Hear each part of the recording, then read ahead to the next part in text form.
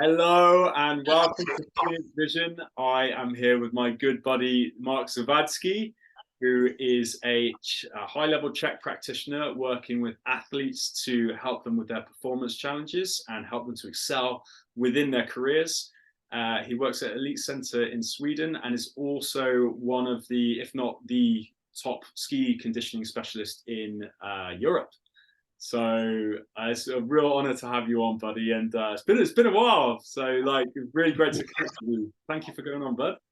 Absolutely, absolutely, a pleasure to meet up with you and reconnect and see where our journeys have taken us since we were last in regular contact. So it's absolutely lovely. Yeah, I loved our phone call last week actually because we're both kind of in a similar place of like feeling the flow of things, and we're talking just now about yeah, things are going well and like things are just happening just of their own accord, and Exactly, I think that's a great sign when things are flowing like that, and it's okay. It takes energy to maintain that and get that to develop, but when it almost flows to you without you having to chase it, I think that's an amazing sign. mm, Amazing sign that you're living your authentic purpose, and the mm, universe is giving the opportunities to express that. I think that's what I feel when I'm it just like you when we talk. It just flows to you, mm, which is I think is a very good sign. mm.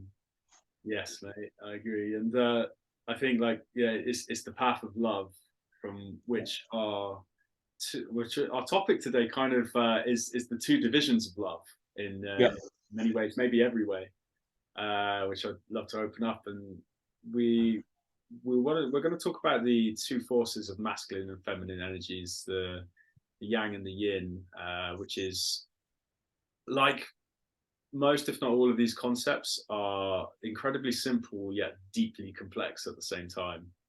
Uh, mm, with the two forces just being such a wealth of information, knowledge, coaching application, yeah, because these are like the two archetypal forces of the entire world, right.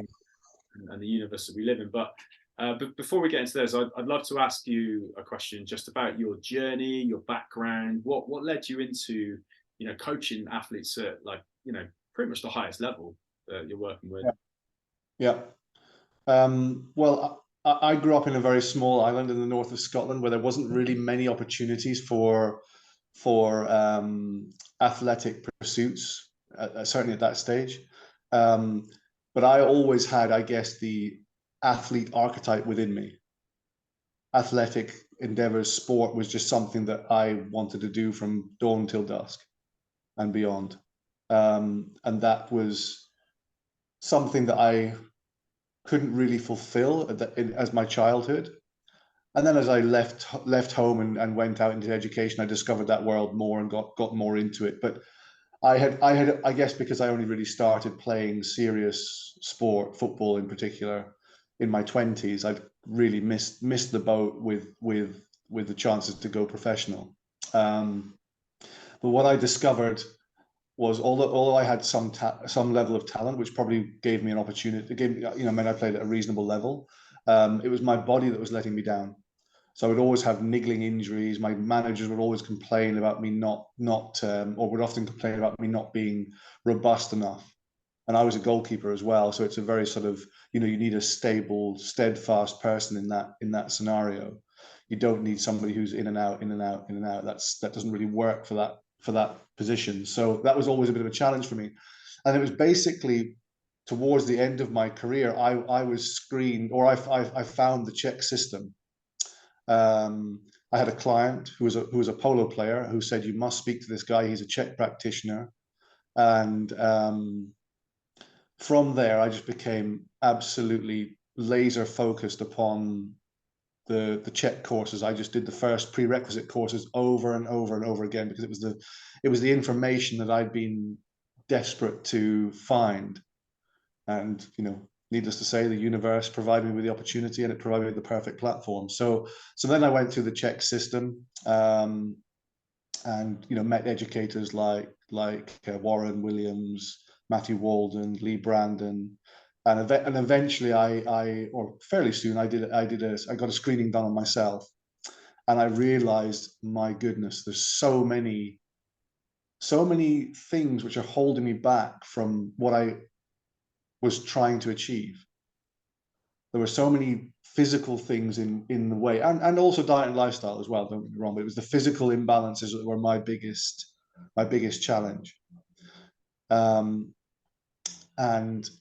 understanding the development in my body after doing those first I signed up to do 6 months of work with Lee, to do that first 6 months, and then the development in my body from that point onwards. I'm now 42, and I'm far better physically than I was when I was in my 20s and 30s.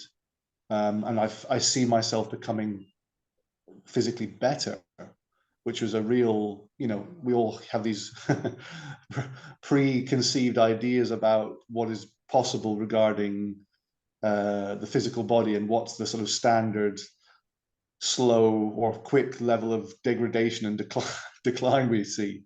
So it's really interesting to find all of the stuff that I was taught by Paul Chek and by the other educators, the faculty members of Chek. It had so much truth and relevance and authenticity to it. And you didn't need to be some sort of monk or, completely zealot person to achieve this. You can do this in a balanced and modern way in society. It doesn't have to be, you have to go and live off in the mountains somewhere or in the woods somewhere to achieve this. It's achievable and manageable even in our society. And then from there, basically, I find huge, you talked about love, and I think I find huge amounts of love in what I'm doing. I absolutely love helping my clients. When I see a young athlete who has a strong dream to achieve something, it really stimulates my desire to help, and I can really feel that universal force flowing through me, and that's it's very meaningful, especially when I see so much potential and currently so many limitations when I'm working with athletes at elite clubs. And that gives me a huge amount of excitement, sometimes smattered with a bit of frustration, I'll have to be honest with you, because I see young athletes who are prepared to do everything and anything, and the information they're being given is actually slowing them down or decreasing their chances of success rather than increasing, as I see it. Some coaches go along the basis of it's the survival of the fittest, and you just push and push and push, and you break 90%, and the remaining 10% will survive. But I don't think that has to be the case. Isn't there a saying that sometimes athletes don't do well because of their training, but in spite of their training? That was a great Paul Chek saying. I remember that one from long ago. Yes, just succeeding despite your coaching, not because of it. And I'll be honest with you, I see that a lot. I see that a lot in technical coaching and the physical development. I see it over and over again. And I'm very lucky to work with a couple of incredibly good coaches, technical coaches in the football world.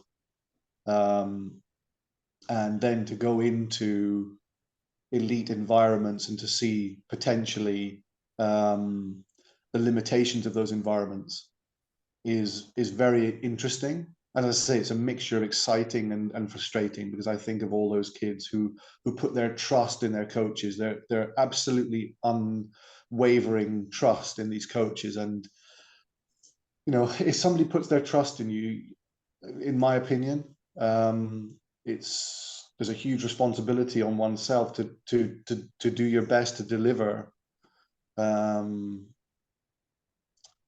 your side of the bargain. If somebody comes to me and puts in the effort and really, really focuses and really, really wants the dream they talk about, the dream that we discuss in their first meeting with me, then I see it as as a significant responsibility for me to know what I'm talking about.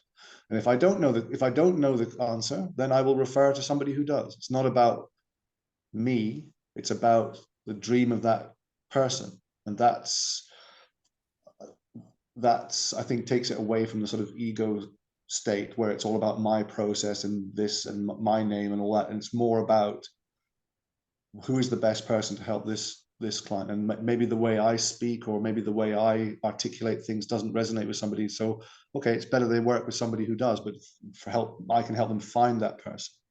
Then that's just as good as me helping them, because that at the end of the day allows me to help more people in a roundabout way. So that's basically what takes me where I am today and gives me huge amounts of fire and energy. And I often think about, if the universe had a plan for me, it may have been for me to not fulfill my athletic potential, but to learn along the way what can be done to make that happen for people who do grow up in the right environment, who do have the potential to actually go for that and are prepared to put in the work. And it feels very relevant. It feels very, very true to me, that statement. So that's sort of a brief-ish, as brief as you can get from me, description of of my journey. Brevity is not one of my strong suits, I'm afraid, but that's all right. Great, mate. So, no, thank you very much. Thank you very much. Yeah, yeah. No, it's like when I look at you in terms of what you've done with the system and how you are, and how I know you work, having done a program with yourself a few years ago, actually, it's like really, yeah. When I saw you work a few years ago, it really inspired me to really excel and move into a different place within my own coaching and teaching. So yeah. So fantastic. Getting back in touch with you and seeing how our journeys are very, very symmetrical or very aligned, but they're down a slightly different path. I think that's a beautiful thing to see. You can help people in many, many different ways, and you can help yourself in many, many different ways. And finding the aspect that's most meaningful to you is so crucial. And it feels very much when I talk to you that I'm talking to somebody who has the same energy about what they're doing as I feel with what I'm doing, which is lovely to feel. Well, I always feel so blessed and grateful for this path, and to be doing something that I truly love, and I know the same is true for you. And I've got a lot of compassion for people who maybe aren't following their path and maybe aren't doing what they want to do, and and part of what I do is actually to help people to find a new path. I've got a track record. I think I've got about 8 or 9 people to quit their jobs. Something a bit more fulfilling for them. Perfect. But, I'm so grateful for this path, and to be doing what we love, which is helping others fulfill their dreams and what they love. Exactly. Yeah. So let's move into. Thank you for that, brother. Thank you. So, love to move into our topic of today, which is the masculine and feminine dynamics, the masculine and feminine energies, yin and yang. Which I was to preface that, since we've been talking about love, and with love being the spiritual concept that love creates everything. We live in a world of love. Everything around us is some manifestation of love, the universal one consciousness, God consciousness, Yushibu, whatever name from whatever culture is given to it, this interconnected nature of everything that is and everything that always was and always will be, which is in itself, because they say that actually everything is actually happening all at once, and time is just a human conception. But that's a segue we won't go on quite now. But it's a big rabbit hole.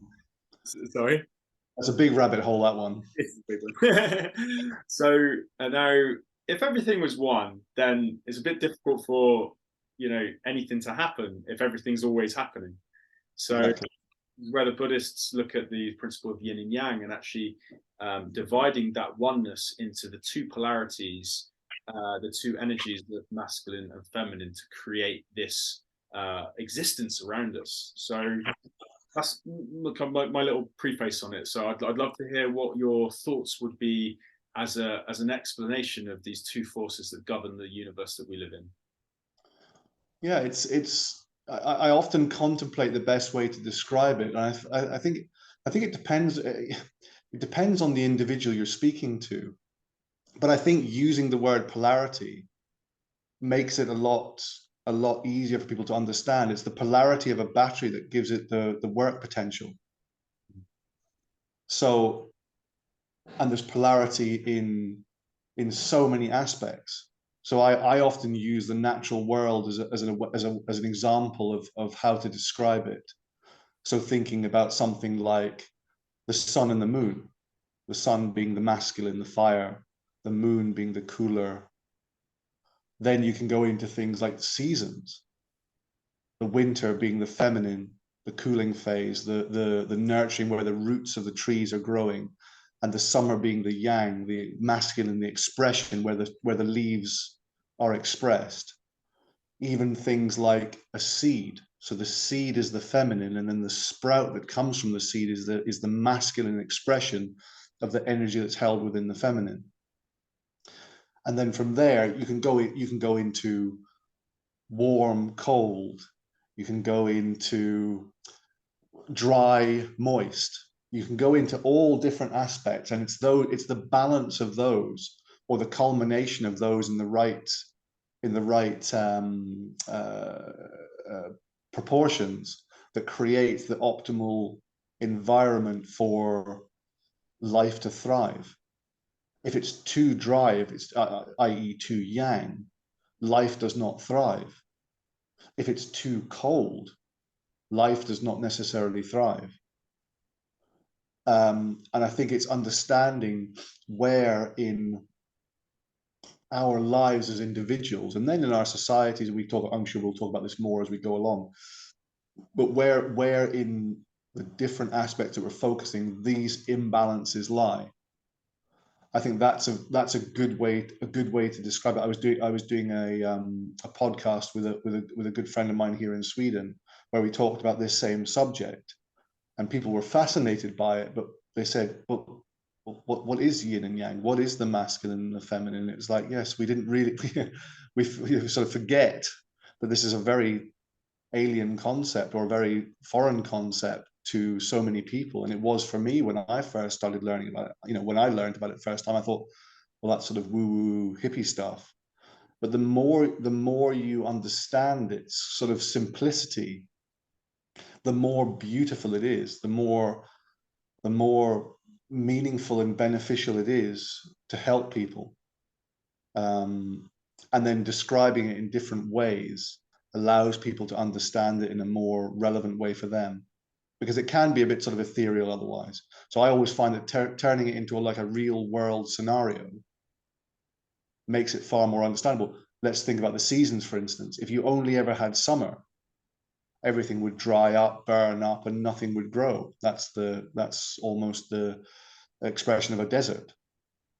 But if it goes the other way, and it's always winter, it's always cold, it's permafrost, it's again a reduction in life. And it's the balance between those energies that gives the optimal expression of life.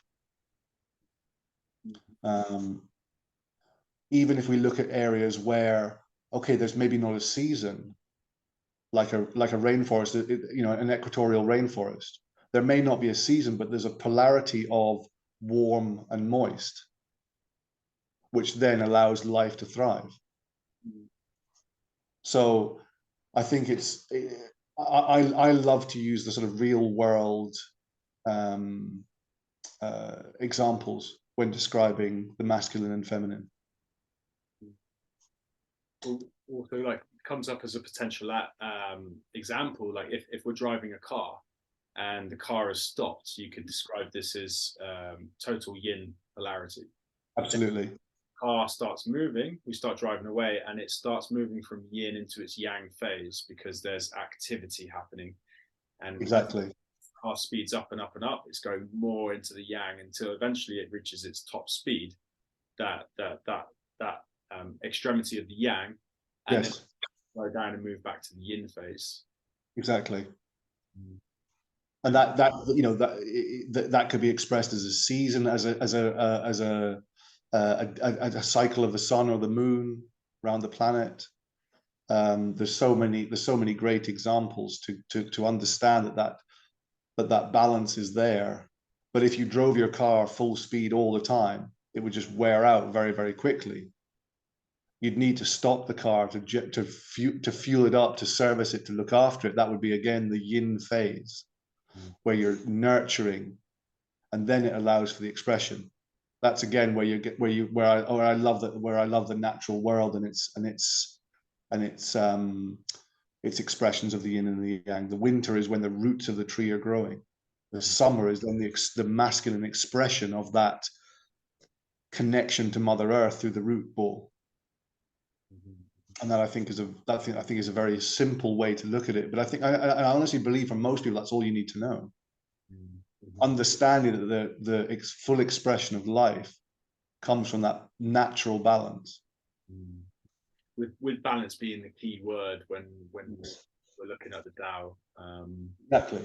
Maintaining that balance, because balance is the fastest and best way to move forward. It's like the electromagnet when or the kind of like railgun, when it's a balanced force, it creates that propulsion. And yeah, I want to give like another example on it so that listeners get like a full scope on things. And I loved it. It really struck me when I heard that yin, feminine energy, builds energy, whereas yang energy divides energy. So if we look at this in terms of like a woman who's grown in the period of gestation, growing the child, this is like the yin phase. So accumulating, building energy, putting yin, nurturing that child, and then the yang phase is when the birth happens. And then a different example, but really it's the same example because it's all the same dynamic, is that if we look financially, if we look at saving as a concept, saving money, this could be seen as the yin phase. So we're accumulating, we're building energy if we appreciate money as an energy.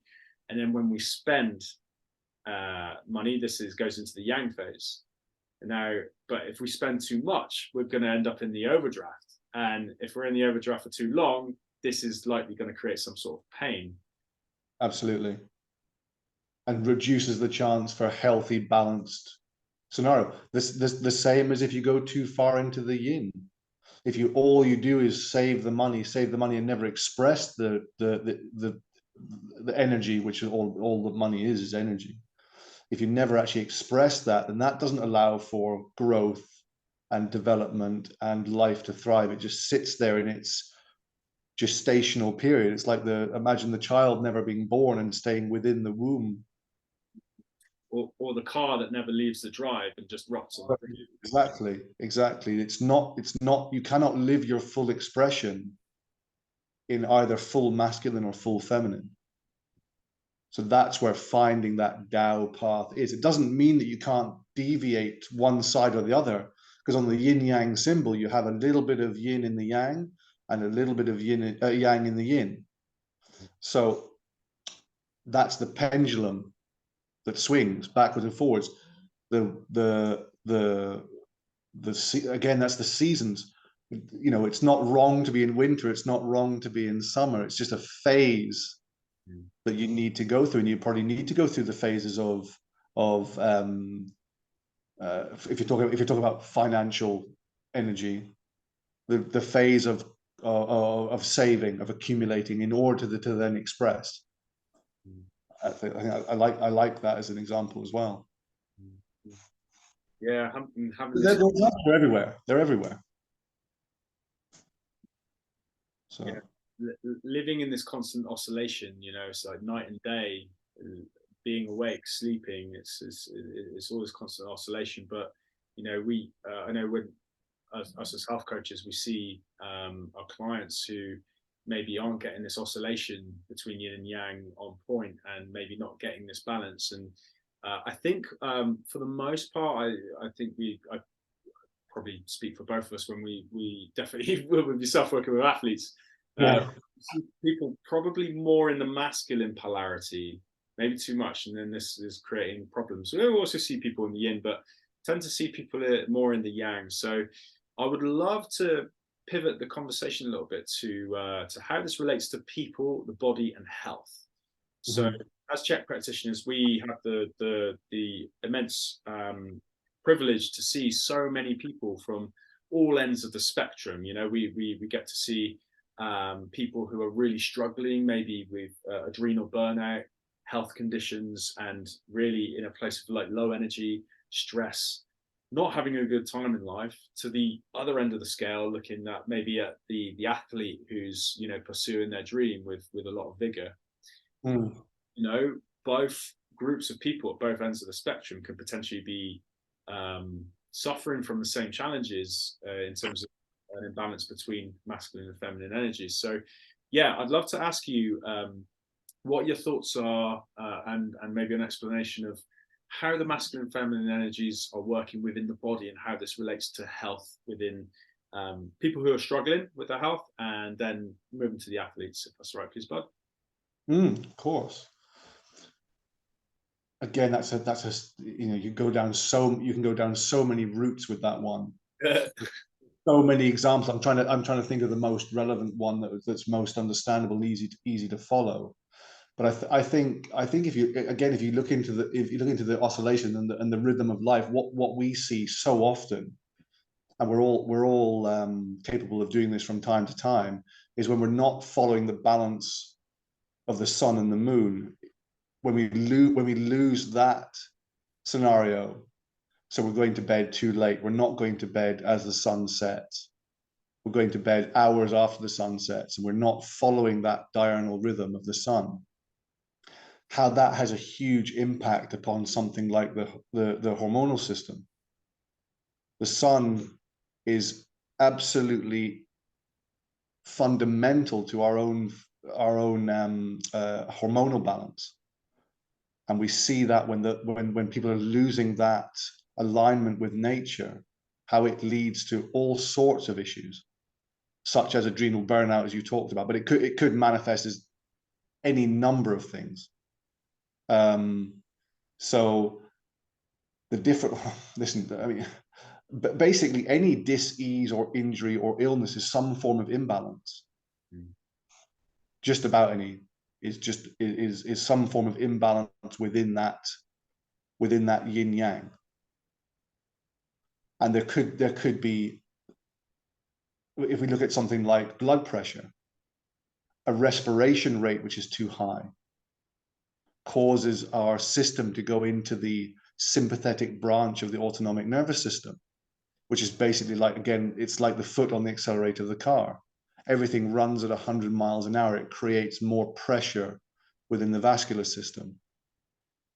That can lead to high blood pressure or many, you know, many other symptoms around the same aspect.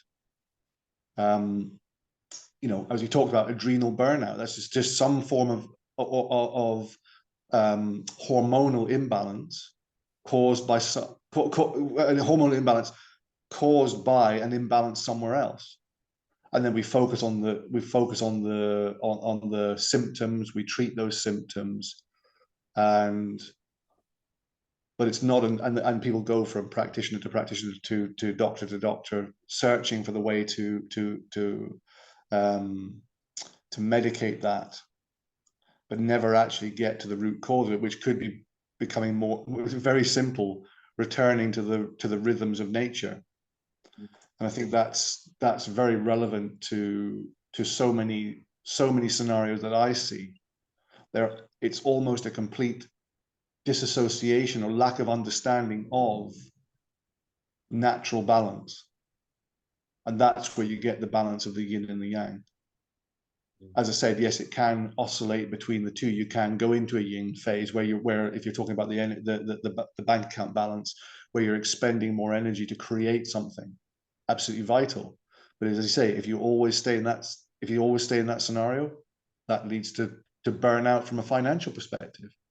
So it's without having a specific case in front of me, I find it a little bit tricky to describe it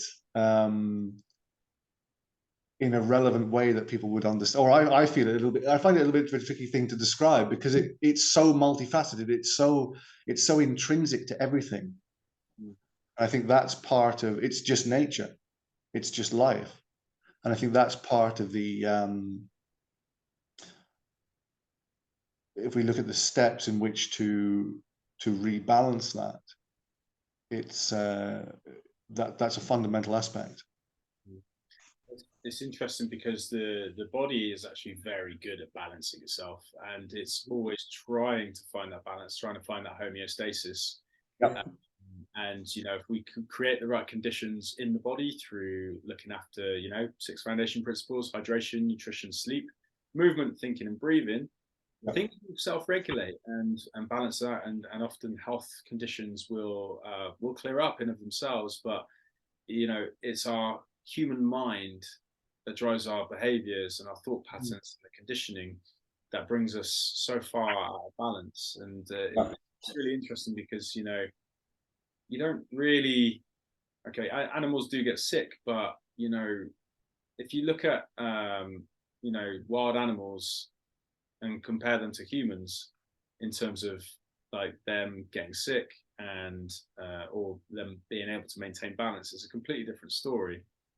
And it's just and like you may find this in your coaching practice as well, whereby someone knows that what they're doing is bringing them out of balance. They know that what they're doing is causing harm.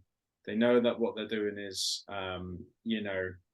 contributing to their health challenge or pain challenge or whatever challenge it may be. And it's a real struggle for them to stop doing it or change the behavior. Which in of itself could be seen as also an imbalance of the masculine and feminine energies, because something that was Warren shared with us years ago on the courses. I think we might have been on the same course, and he kind of said, it sounds bad, but every single problem is in two forces. Yeah. And it's just like, it's true. How can it not be? And I find so often that when we do address these archetypal imbalances between the two forces and help the person establish the balance between their thoughts and therefore their emotions, their emotions and thoughts come together, but then balance their behaviors and have that awareness shift, suddenly magic can happen. We get out of the way of those things that are causing us to be out of balance. And you must have seen many times like a miraculous transformation in someone within 2 or 3 weeks if they're able to make change. Absolutely on all different levels, everything from chronic disease to acute or chronic pain syndrome, athletic performance decline, or some major health issue. There are so many examples that we've all, if you've been working in this long enough and have come in contact, that you are able to see these and help these kind of scenarios, which basically have gone unchanged for years, no matter what the palliative approaches have been to treat the symptom. It's only when you start to create that balance that you get the results, and that's so profound in many different ways. And it still surprises me to this day how it has, when you're using the holistic processes we do, the fantastic results that can be achieved with these relatively, on the face of it, simple processes that redress the imbalances. finding discovering where those using our assessment tools, whether they be physical or diet and lifestyle, mental, emotional, to find out where the imbalances are, and then you can redress those imbalances, which then brings the person back into a homeostatic place where health thrives, rather than the body trying to compensate for a multitude of imbalances, which is obviously very stressful and leads to the body burning out. Yeah, yeah, I've got a lot of compassion as well, because people aren't really helped, and I think a lot of that comes back to the education system. We're talking a little bit about before the call how how many times we get clients, once we're taking them through quite foundational things, and it's just like, oh my god, this is like obvious, so why don't they teach this in schools? So I've got a lot of compassion, because I think with more education, I think things could look really different. I'd love to ask you about the athletes, because in our call the other day, you're sharing about some of the challenges the athletes go through with the balance with the energies. I know, like, athletes, high performance, like no pain, no gain, less train until like more training is better, right? Because more training will make me faster or stronger or whatever. Yeah. So, yeah, it's a constant reoccurring subject that I deal with every athlete. Basically, every athlete that I work with, I'm trying to think of any that don't have that when they come through the clinic door, are in a state of excess masculine energy. They're eating sugary foods. They're eating foods that burn too quickly, that are not energy dense enough. So they're almost like pouring petrol on a fire. So they just go into this hyper accelerated state. Then their training processes are excessive. Their coaches don't understand periodization. They don't understand work-rest ratios. They don't understand the very fundamentals of how to create balance within the body. And I think it comes back to actually a lot of people forgetting what the home of performance is. The home of performance comes from a body that's in balance. Paul Chek, another one of his great sayings was, it's better to have an undertrained athlete than an overtrained athlete, because at least an undertrained athlete will have some energy in the tank. That was always one of the sayings that I use with my young, especially my young athletes who are A, being pushed too hard, and B, not understanding that principle of it. You don't get better results always by doing more. You get better results by balancing it out. And I see some athletes who are in an incredibly unbalanced state, which is inhibiting their performance significantly, in their growth from a different levels, all the way down to some of the fundamental physiological developments. It's tough to see, but it's a constant theme. It's a constant theme. I think it also comes back to the basis of our society and our belief systems about our worth. We have to be doing to be valuable. We have to be pushing. We have to be the word grinding. All that kind of stuff. And it's like, yeah, okay. But do we, when we're talking about grind, do we actually understand that the body's not getting stronger when it's training? It's only getting stronger when it's resting after effective training and with a good balance of 6 foundation principle health aspects. These are the things that people forget. And I see elite sports associations and sports clubs making this mistake over and over and over and over again, and missing fundamental, simple things, which, when addressed, create huge benefit when it's allowed to be expressed. But the challenge is, I would say the biggest challenge I face when working with athletes is almost having to work not against their coaches, but in contradiction with their coaches. And I see it over and over again. Youth athletes coming into me, and I can only afford to give them a strength and conditioning program that includes a couple of exercises other than stretching, mobilizing, and energizing, because they're already so over pushed with ineffective and excessive training protocols that actually leaves them burnt out. And I have to say, it makes my job interesting, but much more challenging, because I have to almost go back the other way, and I can't give as much of what I know would be useful, because I know that if I add too much more excess energy out, that will not help the athlete. Yeah, I can imagine that to be really frustrating, because I'm sure you've probably been in situations maybe where you've written a program, person started doing the program, maybe shares what they're doing with the coach, and then the coach maybe goes, "Oh, what are you doing? You're not training enough," or something like that. Does that situation come up quite frequently? Sure, but I think also it can come from even higher up within that sporting environment, where if the board members or the sponsors are not seeing blood, sweat, and tears being poured out on the training pitches and in the gym, then they think that it's not actually creating what they want. But I would say that the main thing that I see is it's almost like a lack of understanding and knowledge when it comes to the balance. Anybody could push somebody to their physical limit. You need no education to do that. You need no understanding to do that. You just need some heavy weights and enough time, and you can push somebody to that level.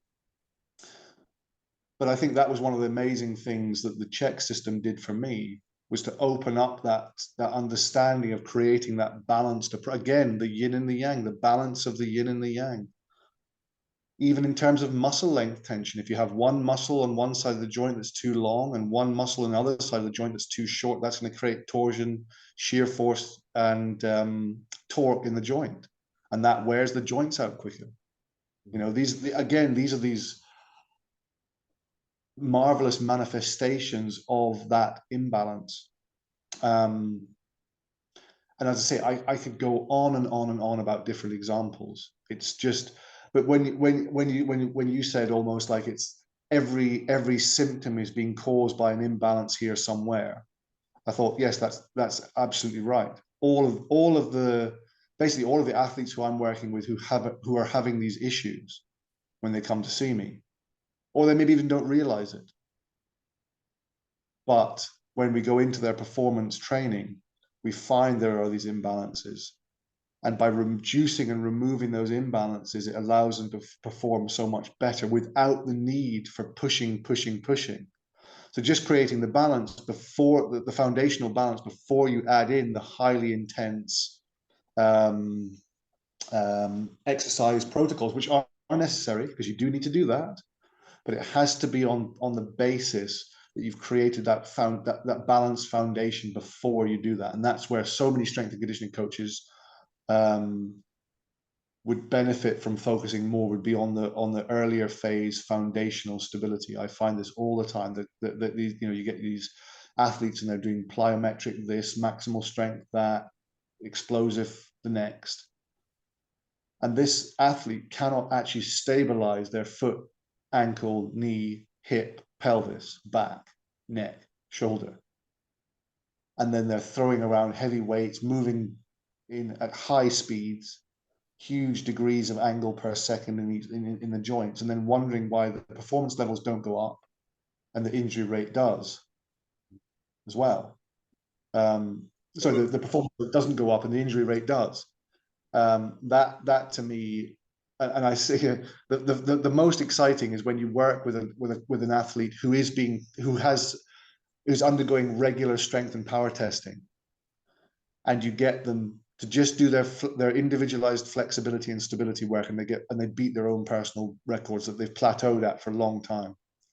That's always that's one of my favorite ones, because it gives such an amazing awareness to the individual, and it's such an objective scenario that it makes things very, very obvious. But then again, the more subjective, where people start to feel more energy and they know they're performing better, that also can be just as powerful. So it's lovely to see it from both aspects. When you say players, I had a youth player say to me recently, football feels easy now. I've been working on my body. My body feels stable. My body's stable and balanced now. Football is easy. And it's like, good.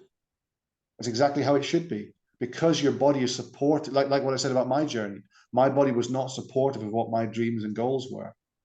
So I was having to actually work against my body. Imagine how much extra energy that uses. Yeah. You know. So it's working with athletes is a fascinating, almost,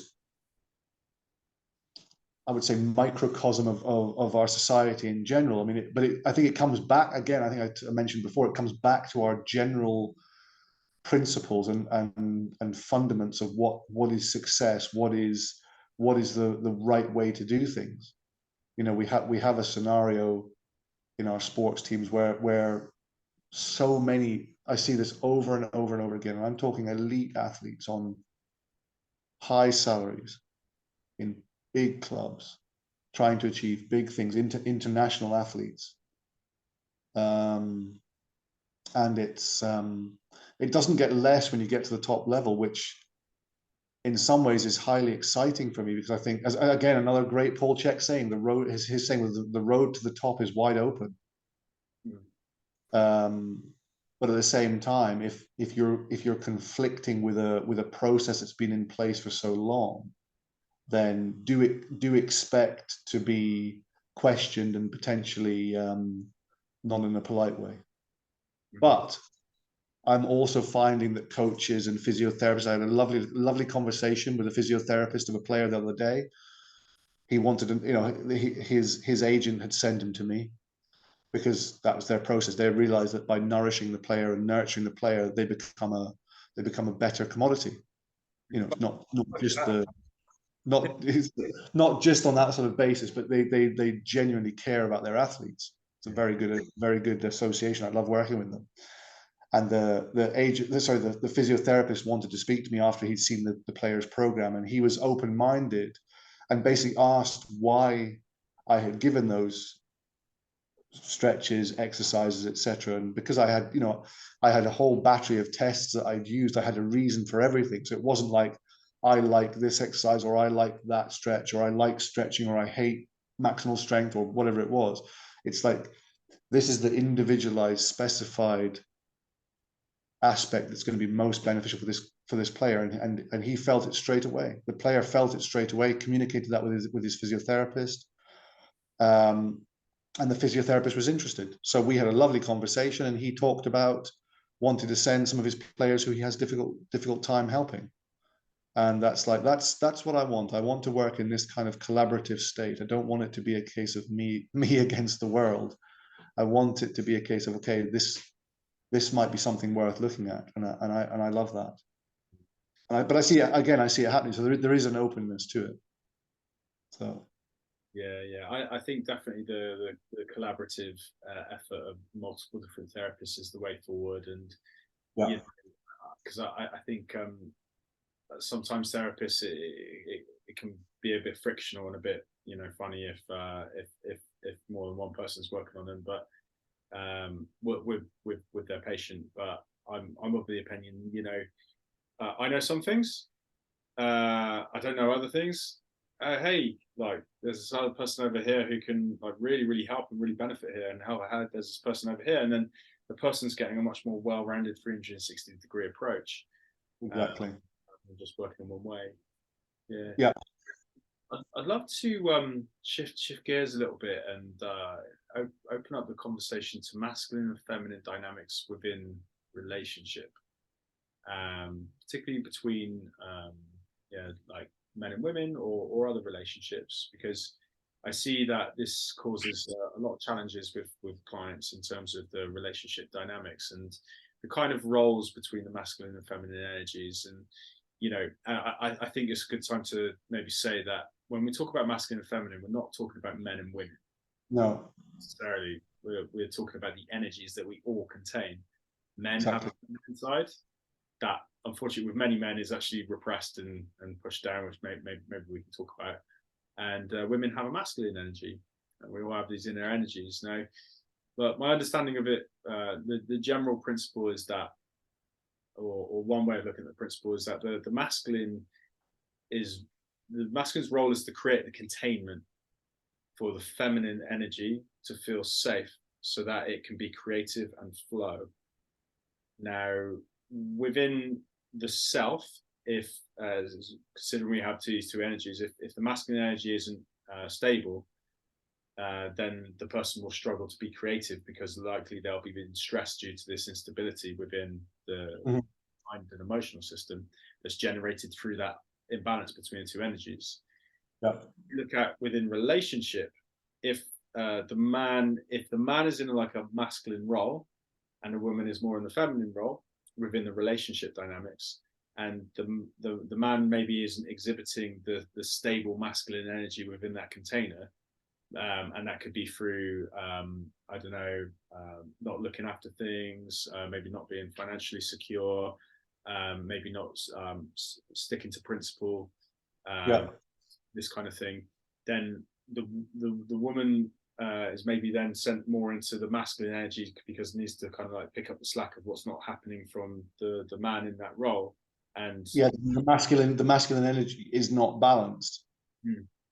And it requires almost an extra effort to create that masculine balance. I think it's a complex subject, and I think again, stating the fact that it's not just this is the masculine role, this is the feminine role, and that's it. There are many relationships that work very well where maybe the female member of the couple is exhibiting the more masculine side, and it works very well because the male member of that relationship is happier in the feminine. It doesn't have to be that classic old-fashioned way around. It can be the other way around. I think that's a great awareness for people to have, is it doesn't just because it's, the old-fashioned state of, okay, this is the male role, this is the female role. It doesn't have to be that way. You get men who are more feminine, you get females who are more masculine, and that's okay as long as there's balance within that relationship.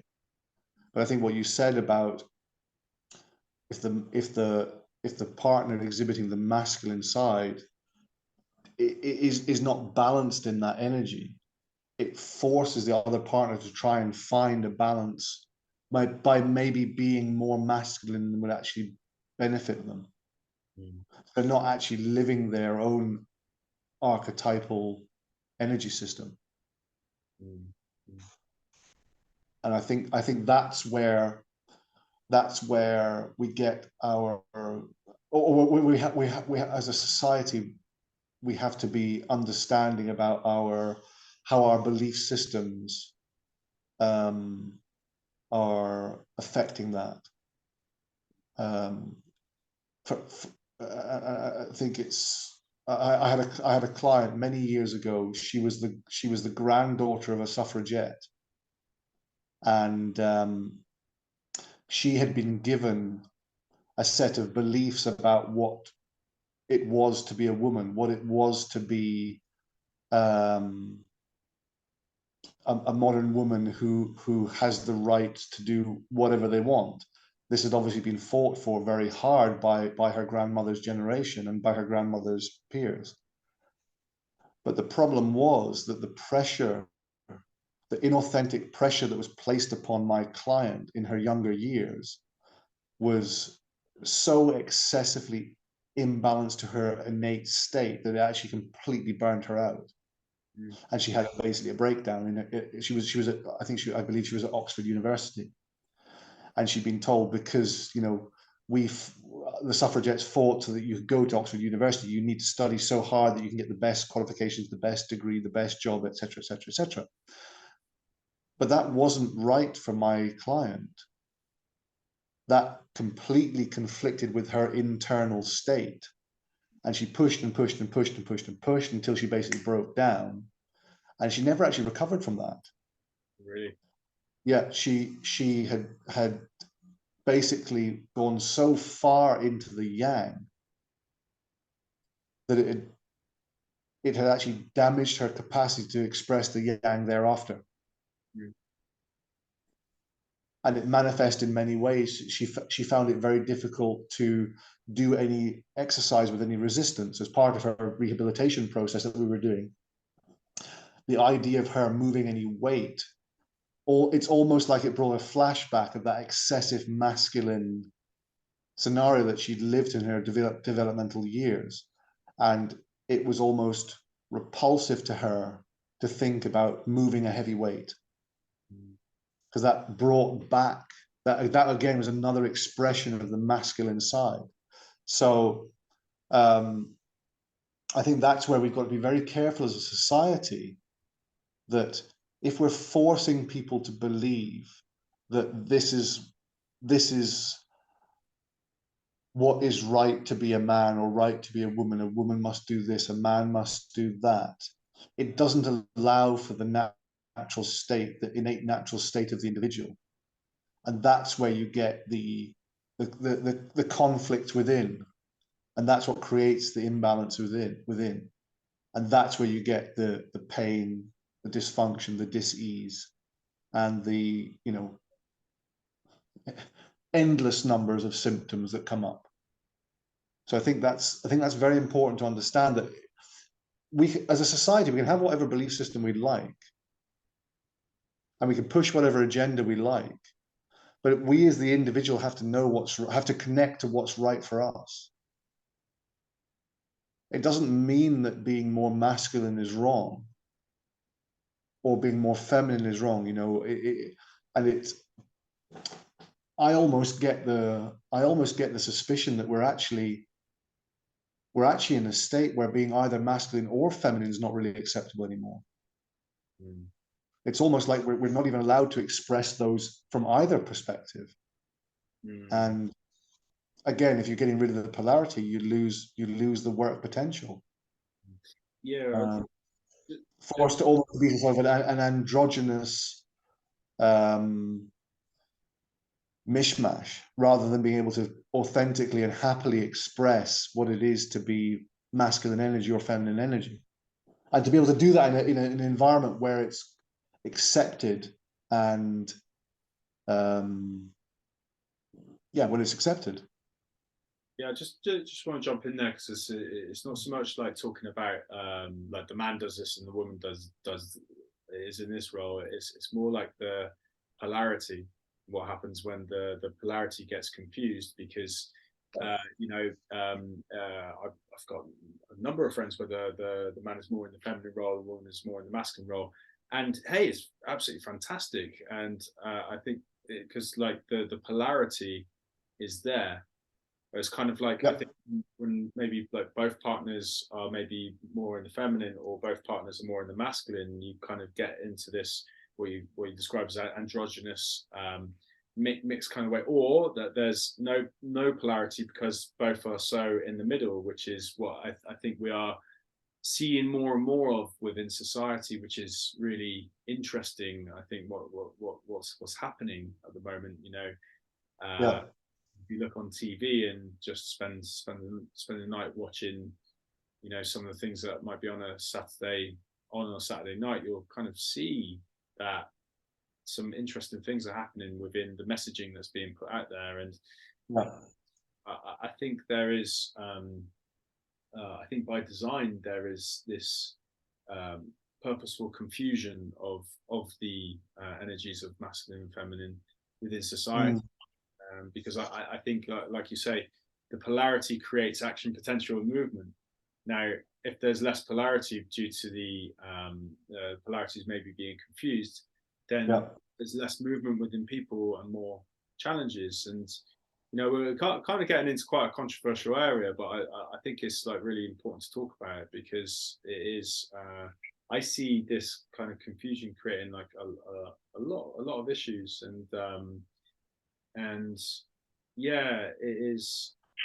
I think we're in an interesting place at the moment, and there's so many facets to this. Like, I think men aren't are confused about what masculinity is, for instance, and Balanced masculinity. balanced masculinity. Yeah, and you've got it ranging from gangs on the street who think it's like a masculine thing to attack someone through as like a rite of passage, and then in other areas you've got men who are deeply in the feminine because there's been so much lambasting of masculinity, kind of tarring all masculinity with the same brush of toxicity, which is and so I think like men are like generally so confused at the moment as to what it is to be a man, and that creates so much uncertainty within themselves, which then potentially then massively affects the relationships that they have with other men, and especially women as well, because if the polarity is confused here, then it's going to create confusion over here. So yeah, what would you And of course, obviously with themselves as well, their relationship with themselves as almost the foundation of all those other aspects. It's but I think you can go the other way, and you can look at almost it feels to me that it's almost slightly unacceptable to be truly in your feminine as well. For women, like I mentioned with my client, for my client to express a less masculine energy was not acceptable because of the environment that she grew up in. And that was obviously her familial state, but it can be the societal state as well. So if a woman is only valuable if she has X career, has the X salary, has this, that, and the next thing, then that gives the opportunity for somebody to be living out a life that's not actually aligned with your own balance of the masculine feminine. And again, it doesn't matter whether it's male or female, or a male or a female, but it's a confusing time for a lot of people. A lot of people, I feel, are very confused about what is right. We don't seem to have wise people informing us. It seems to almost be something that's actually I'm getting a bit sort of controversial here, but it almost seems like it's set up to try and disempower in a certain way. And it doesn't, just having an amazing high wage packet or a career that does X, Y, Z, that's not necessarily empowering. And I think it's why I was listening to Jordan Peterson talking about the number of females that highly intelligent, highly effective females who leave the standard sort of high achieving workplace when they get to their 30s, and they've actually realized they've been living a life that was not actually designed for them. It was designed for them to accumulate more energy in order to keep them away from their own intuitive wisdom and their own sense of self. Again, going back to my client, that's where she was. And she was pushed so hard that she broke in her early 20s and never fully recovered. She'd been having therapy for years to try and get over the challenges that she'd faced. And I think you see this, okay, less significant levels, but very much you see people, and we're going back to the fundamentals of the yin and the yang. You see people that are in this constant state of fatigue, adrenal fatigue, hormonal imbalances, menstrual cycle messed up, or reduction in sex hormones. We see these things all over the place. The reduction in fertility. Well, that's a symptom that's multifaceted in its origin. Obviously, toxicity, lifestyle, again, the holistic system. There's so many factors inputting upon that individual, but it's potentially driving driving people into a state where they cannot thrive. And again, going back to athletes, it's very obvious to me when I start working with people and I see their schedules and I see what they're being pushed to do and how they believe what they believe they need to do in order to be successful. And again, that goes back to I keep going back to the societal value and belief systems, which is, it has benefits, but it potentially has some ways to optimize it as well. Well, I think this, by the way, you're sharing about the client and the generational legacy is like really, really interesting, and yeah, it brings up, you know, when we're talking about society and this issue, it brings up, you know, the feelings that we've been in this patriarchal society for so long, which is naturally going to put things more into the masculine principle, but like very unhealthy, in an unhealthy way, which the changes happening. I'm like really thankful to say there's so much work to be done. yeah, Well, like what's really coming up is this translation of how the society and all of the programming and everything that happens within society is affecting the person at the individual level, and then how that's being represented through their body. So, because we know that the body and mind are the same thing. The body is an imprint of the psyche. yeah. So, how do you feel? Pretty big question, but how do you feel the patriarchal influence of the society has and does influence the health of the nation and the people that we may see as clients? And how much of the people we may see as clients do you feel is being influenced by that patriarchal way of society being? Well, I mean, I feel compelled to basically mention feminism. Would there be the necessity for the suffragette movement if the excessive masculinization of the patriarchal setup had not been in place? Again, it's like we talked about an individual relationship. There may not be the need for that almost excessive expression if in the beginning something was more balanced. It's almost like the pendulum swung too far towards the masculine, and then it swung back again in a more to an unhealthy level towards the sort of the feminine expression of masculinity, almost, or the female expression of masculinity. And I think that's very fundamental to what I see. I think, look, you can go into all deep levels of what is driving our psyche, and you know, levels of lack, which means you must earn more. You know, I'm only valuable if I earn X, Y, Z. If my house is this size, if I've got that many cars, etc., etc. That then basically is overstimulating to the masculine value system. Mm. It doesn't give value to the fact that if I'm resting or reading, accumulating information, as we talked about the feminine being an expression of, it doesn't give value to that. It's all about what you can achieve. And until you're achieving something, whether you're male or female, something material, then you're not actually a valuable member of your society. Just by being, you're not valuable. You have to go beyond just being to be valuable. I'm not for one instance proposing that everybody give up their job and just sit around all day.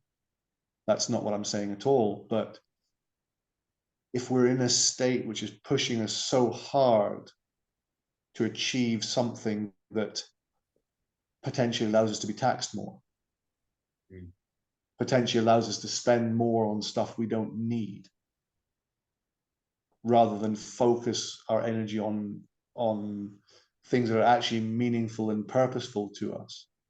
You know, for instance, with me, if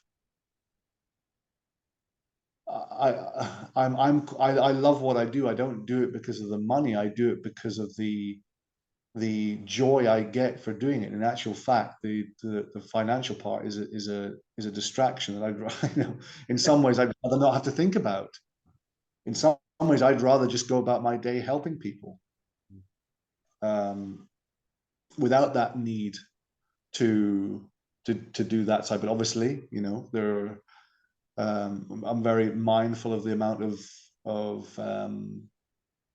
pressure that's put on people, the amount of bills, the amount of taxation, the amount of energy that's needed to exist, to be able to buy your organic food, to be able to rest effectively, to be able to live in a healthy environment. So I think it comes. It's such a deep question. You can go so many different ways with it. But I think if you go into that excessive masculine society, then you have the opportunity to become more enslaved. Because it's all about what you can achieve, what you can earn, what you can create, rather than being in that nurturing state. I think that's I think one of our sort of original wounds from our society, and that I think is creating quite a lot of imbalance. And I think it also,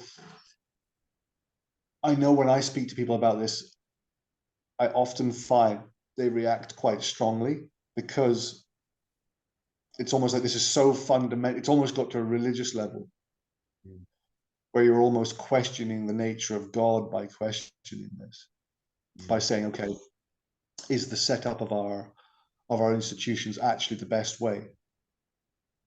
Often, if you express that, people react quite violently. And why would you react to that question violently if it was an open and honest conversation, or if you actually deep down believe that really that's not how it should be?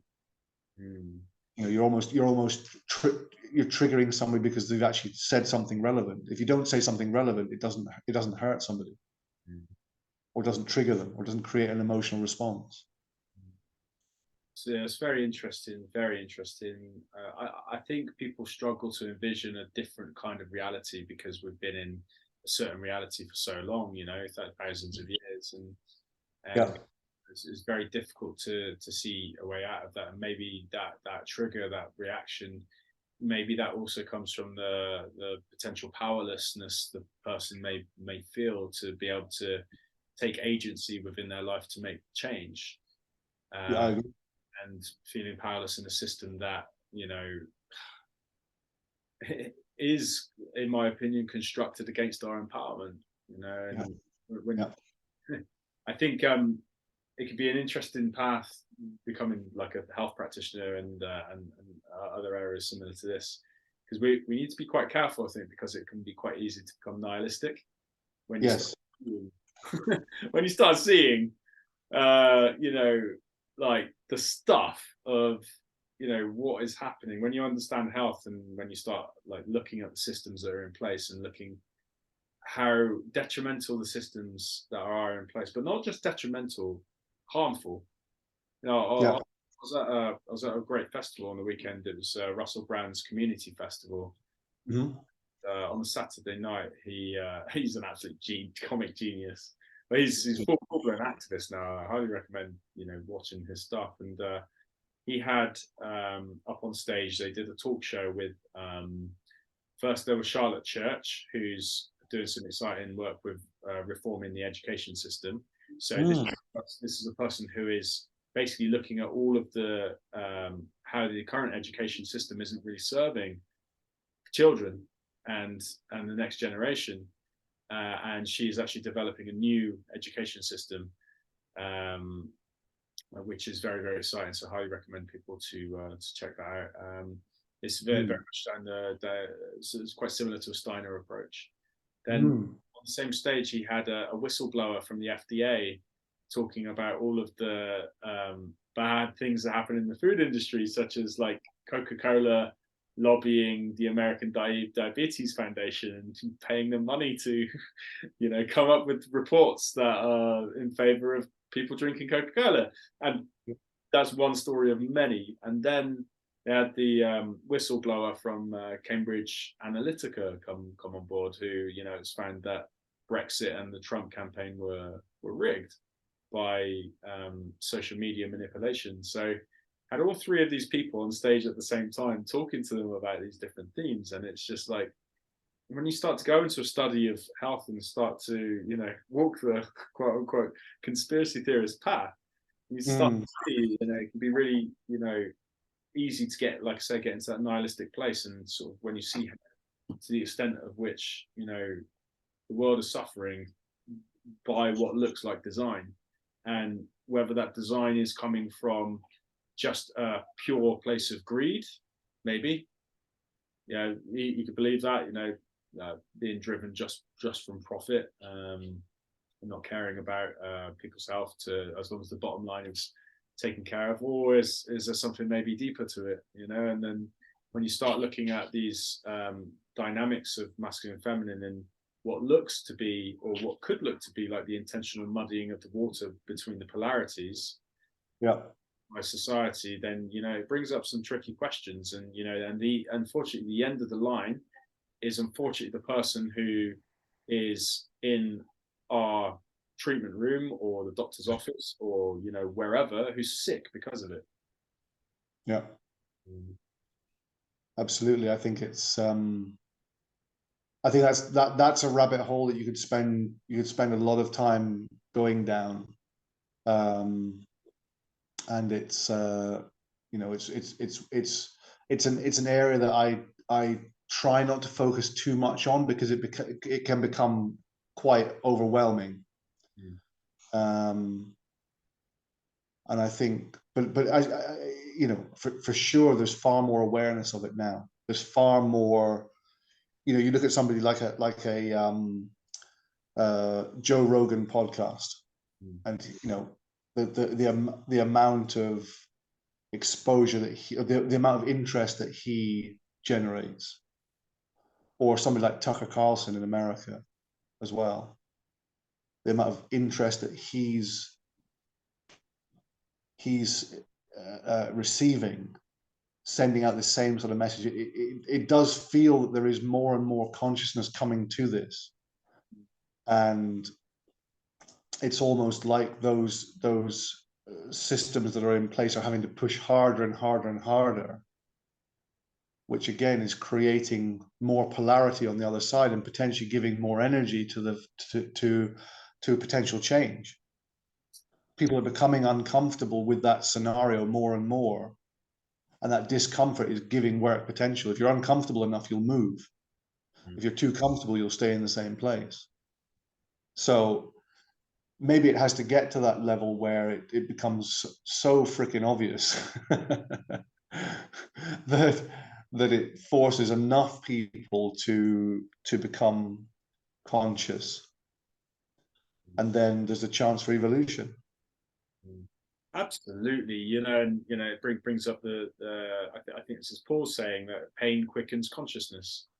You know, we've been undergoing a lot of pain in the last few years, and, you know, this is you know, I think a tightening of the grip of certain powers that are actually losing power through people gaining more consciousness and becoming more aware of themselves. And actually, ironically, if there is any sort of design to kind of maintain or this grip on power, through tightening that grip, it's caused so much pain that people are changing and becoming more aware of themselves, and, you know, making different choices, and, you know, going into crisis points. There's been so many crisis stories over the last few years, so many. I think everyone went through some sort of crisis pretty much. Yeah. Through that crisis, you know, we grow and evolve, because it's like a developmental collision. You know, we go through that pain and then learn from it. There's well, and if we don't learn from it, then we will be given another opportunity to learn from it later. But, you know, it might not be, and it'll be a bit more severe until we do listen. But that's you know, if I look at that kind of process, then it seems like the pain is becoming louder and louder, or more significant, and it's creating more consciousness. That or awareness. Let's put it that way. That's what I see. I mean, that might be the circles that I operate in. Maybe, you know, there are other people who don't see that at all. Of course there are. Of course there are. Would completely disagree with us. But you know, when you see something like the US medical industry or health industry is 5 times more, it was 5 times larger than the entire military budget. You know, the biggest military in the world, the US health budget is 5 times the size of that. Mm. Then you realize how much energy there is behind a standard process. Mm. But that takes a huge amount of energy to keep it going. Mm. And if you get enough people who start to question it, and it, you know, that's one of the great things about social media and the internet and ability to connect with people. Mm. You know, people, you know, Joe Rogan sitting in a booth, a recording booth in his house, can reach 50 million people within no time at all. I mean, that gives the chance of change a much bigger opportunity, a much faster opportunity. It creates more momentum. Yeah, I agree. I think it can be easy to get into this place of kind of like looking at what's happening and like getting low on it, but at the same time, as you say, there are so many good things happening at the moment. Like Completely. so many amazing initiatives, so many you know, because things are going polarized in one way, so the polarity goes the other way, and people are speaking out, people are doing research of things, people are I think within the business world moving into a much more heart-centered direction, because you know the systems of capitalism and you know, profit, greed. I don't give a shit about my impact on the environment or other people as long as my bottom line is looked after. I think this way of thinking is dying, thankfully. Yeah. And like if we were to look at like the chakra in terms of chakra connotations, I think we've been in this third chakra power-based place within the business world, maybe with like, you know, the mid 1980s being like the peak of that, or the general. And you know, what I'm seeing is the emergence of so many heart-centered businesses with so many good ethics in the right place that are there to serve the planet rather than serve themselves. And I think this is where the tide is turning, and it's really exciting to be seeing. It's like we're seeing so much change within our lifetime. It's like a really exciting time to be alive right now, you know. It is. It seems to be really accelerating as there becomes more energy behind it all. I think that goes back to the polarity. It's becoming so obvious that it's generating more energy behind it, and that allows for more change. Mm-hmm. And then if you connect that with people becoming more aware, then that's a good combination. You know, obviously there can be potential misperceptions and people focusing in areas that, you know, might not be the optimal, but as you say, if it's heart centered, that's a great start. Oh, brother, thank you so much. We'll come to last question, or last couple of questions, and you know, what we're doing to the planet at the moment. I think it ties in with everything we've been saying. I mean, with in terms of the patriarchal structure, and I think, you know, Mother Nature is suffering at the moment, and due to the polarity that's been put upon her for so long, and you know, this could be archetypally representative of the whole suffering of the feminine. So there's a Mayan prophecy that for thousands of years the humanity has been a bird flying with one wing furled, and the other wing open, and that's been the wing of the masculine. As a result, flying in circles. So the Mayan prophecy says that this is the time of the unfolding of the second wing.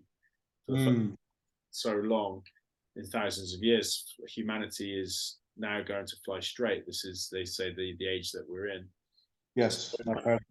My penultimate question is, what do you feel that we can do on the individual level to help affect this change within ourselves and or our society? Because it can get a bit daunting, you know, when you're talking about like kind of like big societal concepts, people can feel quite disempowered in terms of like, what can I really do? I'm just one person, kind of thing. But you know, what would your opinion? How can someone, maybe if they maybe got to this point in the podcast, they're maybe inspired and they want to think about like, what can I do?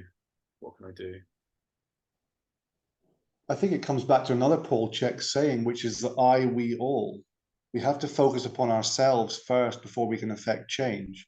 If I get up in the morning and I haven't slept properly, then I can't go and help very many people because I just don't have the energy behind that goal.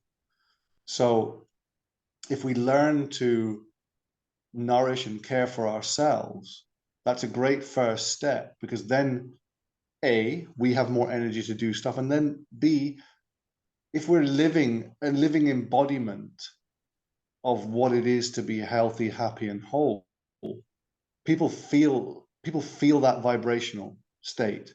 They feel that energy. People are attracted to it, and that will affect change in its own way.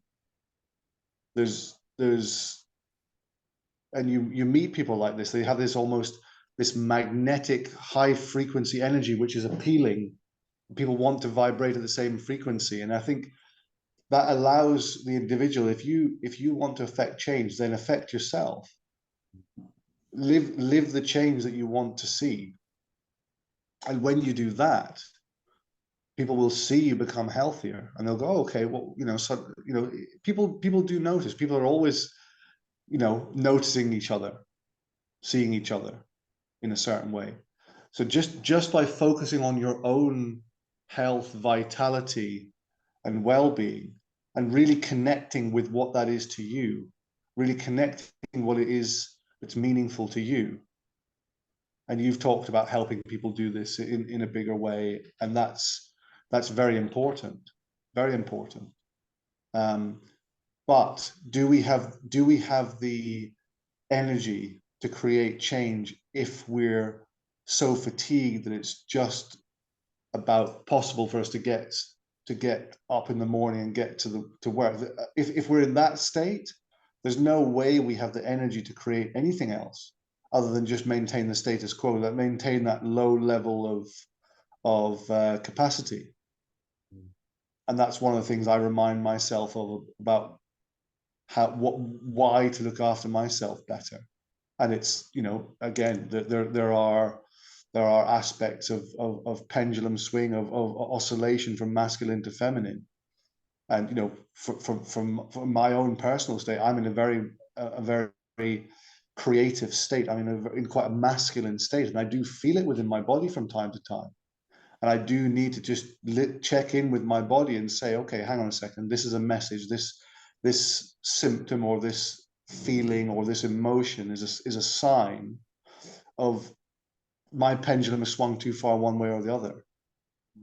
And doing that, checking in with your own body, with your own feelings, with your own emotions, with your own symptoms, and saying, okay, this is a purposeful message, which is allowing me to have a greater understanding of myself, then we can use the body and the psyche as almost like a barometer or a biofeedback mechanism to understand where there may be imbalances and where we can start to focus on. And if we are suffering with pain, if we are suffering with digestive issues, with bad sleep quality, with, you know, we can't operate without our drinking coffee all day, those are all signals that from our bodies saying, okay, something's not quite right here, or it could get to the level of a dis-ease. That's the body saying to ourselves. Or if we're having repetitive thoughts or emotions that are not driving us towards the life that we wish. All those are signals which are telling us we're not quite in balance. And then we can look at something as simple as the 6 foundation principles to understand where it is within our life that we don't have the balance, and where we can focus on that gives us the biggest bang for our energetic buck. And then once we do that, we create more work capacity.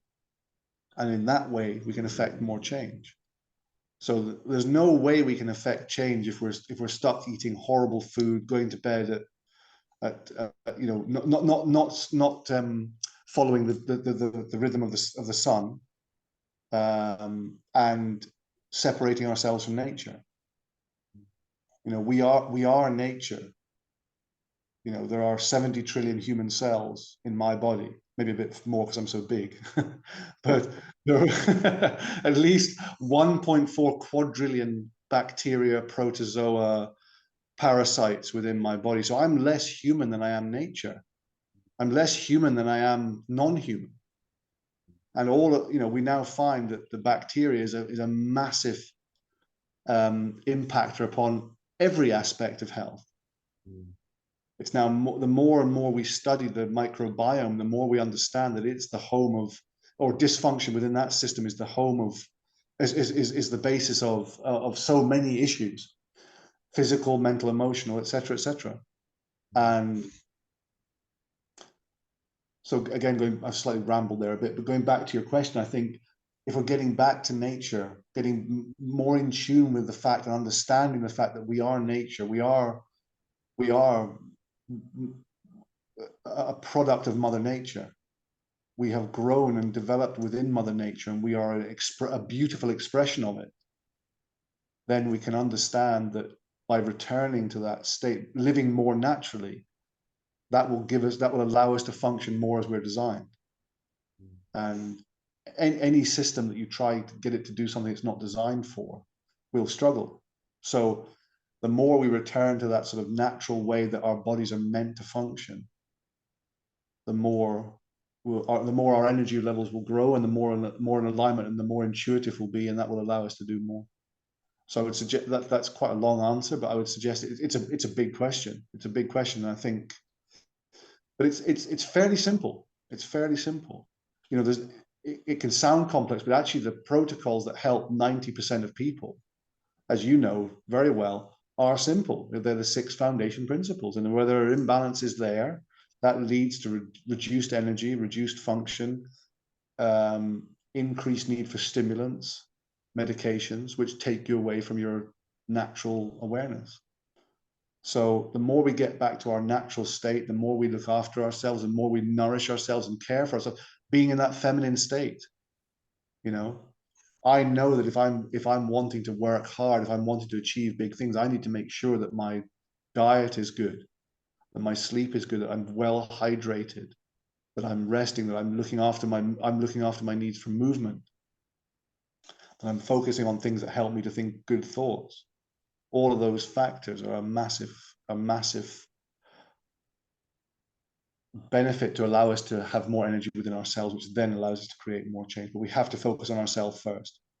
Otherwise, we just become a martyr and we burn ourselves out for the sake of somebody else. And you know, we probably all know people who have been in that state where they've ignored their own needs for the sake of somebody else, and it doesn't tend to end very well. So that would be my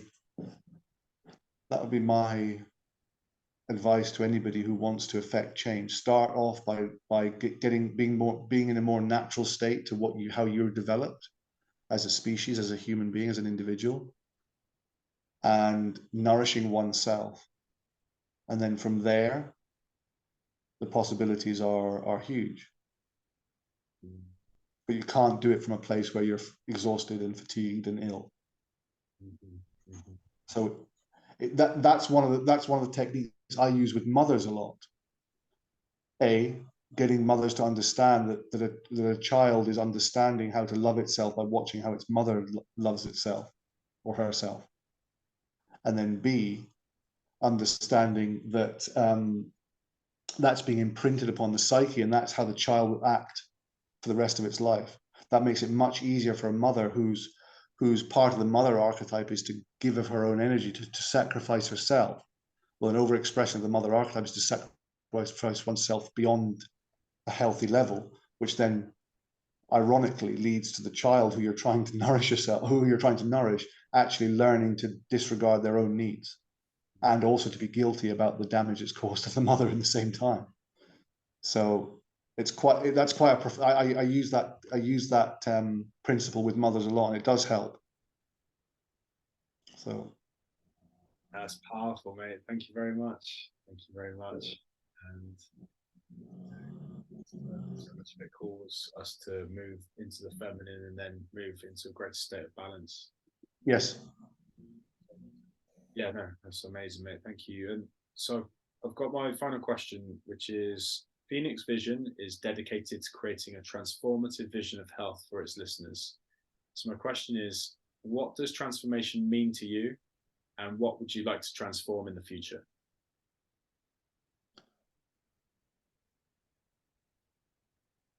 Good question.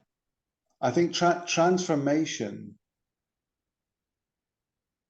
I think valuable transformation for so many of us is to return to our intuitive internal wisdom. And again, this goes back to the last slightly rambling answer I gave. So I'll try not to go over that again. But it's almost the more stress there is upon our bodies, the less we can actually hear our own intuition, hear our own wisdom, hear our own body talking to us. I always use the example of all the keys on a keyboard or a piano being banged at once. You can't hear the tune, but when you start taking away the stress notes, then you can hear the symphony being played more effectively. And that's when you can start to hear when one note is incorrect. Okay, well that instrument there or that string is slightly out of tune. That's where I need to focus. It's just that refining way. So transformation, I think, for where we are as a species is transforming back to understanding that we are nature, transforming that belief system that we are separated from nature, that we are thrown out of the Garden of Eden, if you believe in that aspect of religion. You know, we ate from the tree of knowledge and we were cast out from the Garden of Eden. There's the separation. Then subsequently our medical approaches for very long treated the human body as separate from nature, wanted to kill believed all bacteria was bad, all viruses are bad, all this, you know, everything apparently external to the human is a threat, when actually we find that within the human body is nature, and that's what keeps us healthy. So I think for me, the transformation is transforming us back into a species that understands what it is to be connected to ourselves and to be connected to nature. Because once that is achieved, then we're in a state where the potential is endless. That gives us that more intuitive, innate wisdom that allows us to focus more on things that are really meaningful. And there was a second part of that question, which I've now forgotten. So please, can you remind me what that is? Oh, sure. What would you like to see transform in the future?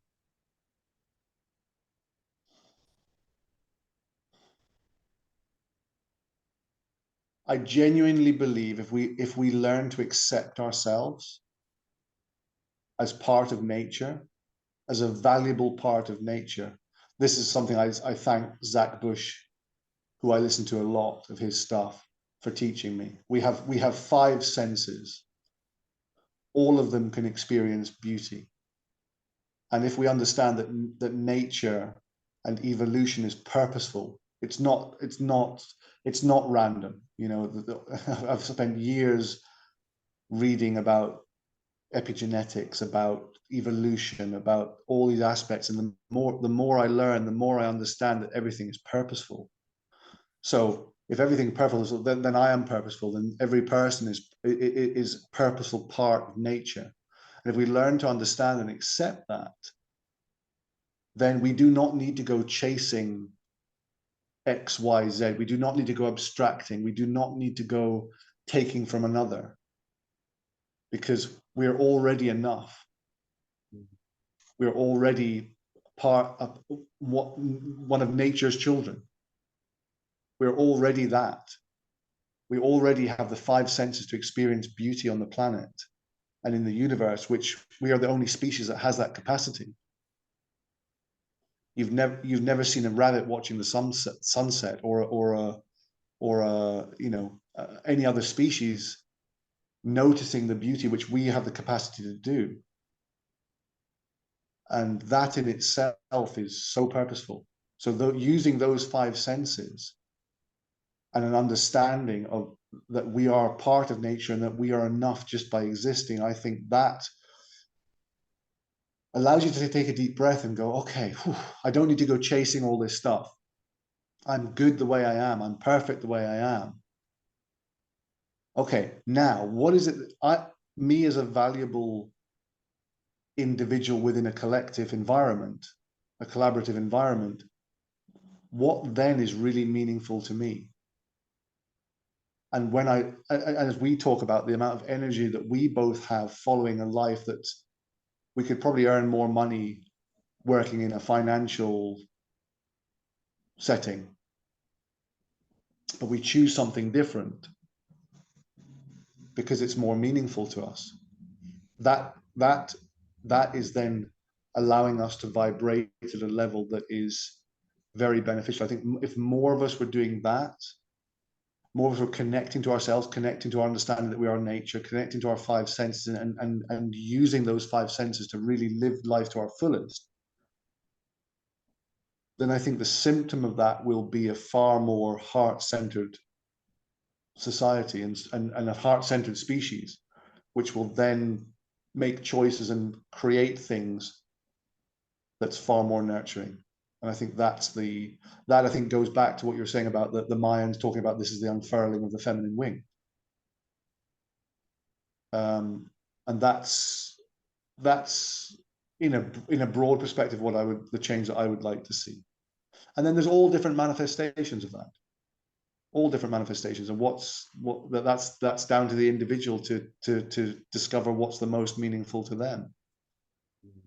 And as we talked about, you and I are both, we feel like we're operating from our heart. We feel love when we're going about doing what we're doing, and the amount of energy that creates for us, and the amount of fulfillment that creates for us is high. And that's, if we love ourselves and understand that we are part of nature, then that's a great way to thank nature and thank the fact that we're here. Beautiful, beautiful, brother. Thank you so much. Pleasure. It's lovely to express those I love talking about this sort of stuff. Yeah, you've got beautiful articulations, mate. Thank you very much. It's a pleasure. Oh, this has been a great time spent together. I really appreciate your time, mate. Before we wrap up, how can people find out more about you if they're interested in working with you, or anything else that you might have going on? So I'm on Instagram. Mark Zawadski is my handle. That's probably the best way to see the work I do. I'm dragging myself into doing more social media because it's I'm not the most shout it from the rooftops kind of person, but I realize that I can, if I don't shout it from the rooftops more often and louder, then I can't help as many people. So I'm having to slightly change the way I focus upon myself, and realizing that things like social media are allowing me to create more understanding of what I do to help more people. And that's, again, if I can have the best process in the world, but if nobody knows about it, it's not very useful. So that's probably the best way to get in touch and reach out and see what I do. Fantastic. Oh, Mark, thank you so much for your time, brother. This has been a really great expose, and really great to spend some time in this setting. It's just a really unique thing to be able to jump on with an inspiring person and just talk about some really interesting topic for. Yeah. Good hour and a half. It's such a relevant topic in so many ways. I mean, it's almost, when you ask me the questions, there's so many avenues to go down. There's so many relevant avenues to so many people. It's difficult to know which one to, which direction to go. That's why I usually take it back to the people I work mostly with. And again, if you're helping people to create, look at somebody like a Haaland, you know, the footballer, one of the most famous people on the planet probably now. His process is very much understanding about listening to his body in a deeper way. Meditation, connection, nurturing himself, and look what it creates. And I think again, that's something that I is very meaningful for me, is teaching people how to nurture themselves. It allows them to be more centered, it allows them to be operating from a better state, whatever field they're in, whether it be athletics or anything else. So it's nice to create that. Thank you, brother. So what comes up is one unified heart of humanity. We're all the same, but also different. Exactly. And our apparent separation gives us the opportunity to see the beauty in another. Without the five senses, I can't see the beauty in you, because I've just purely be connected with you. That's possibly why we're here as well. To have a moment where our souls can have an embodied experience that allows us to taste chocolate, to see the beauty in another, to caress the skin of a loved one. That's, you know, that's pretty much enough, isn't it? Yes, mate. So, brother, I'll end the podcast with how it started, with love. Lots of love. Lots of love, brother. Thank you so much. Lovely to spend time with you. Likewise, mate. Thank you. Thank you.